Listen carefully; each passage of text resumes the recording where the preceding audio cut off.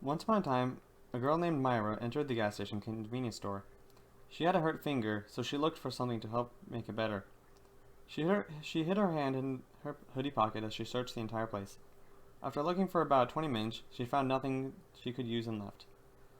Myra made her way to the sticks and cloth she called her home. She didn't have much money, so all she had was clothes, cloth, a bit of makeup, and a small amount of paint. Myra entered and sat down in her makeshift house. The sun made its way through the cloth and doused everything in a splash of colors.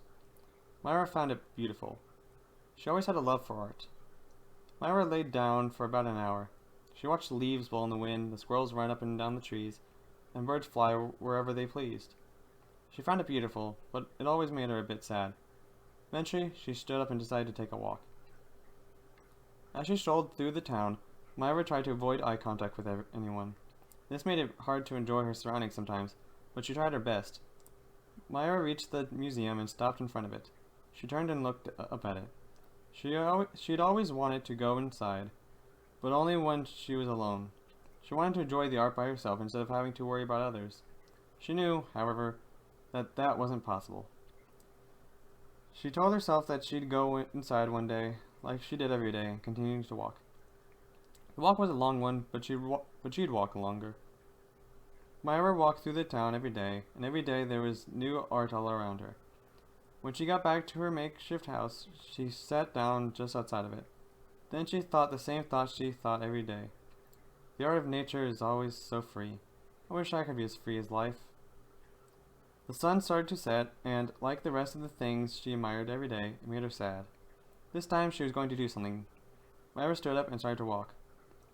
The sun had set by the time Myra reached the bridge. The bridge was up high, so it always had a nice view of the town. Myra didn't want to look at the town, though. She stood up on the ledge, turned around, and looked up. The stars above slept in the sky. They didn't move, which Myra always liked. Still, it changed nothing for her. Myra looked back down and took her finger out of her hoodie pocket. She was a bit upset with herself that she didn't fix it, but she didn't think it mattered anyway. She knew that statues were fragile and could break any time, especially ones that had thoughts. Myra put her finger back in her pocket. She looked back at the stars, leaned backwards, and let herself fall. Myra watched the stars as she fell and crashed into the railroad tracks, breaking into little pieces that sprayed everywhere.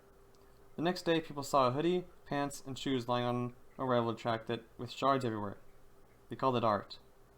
The end.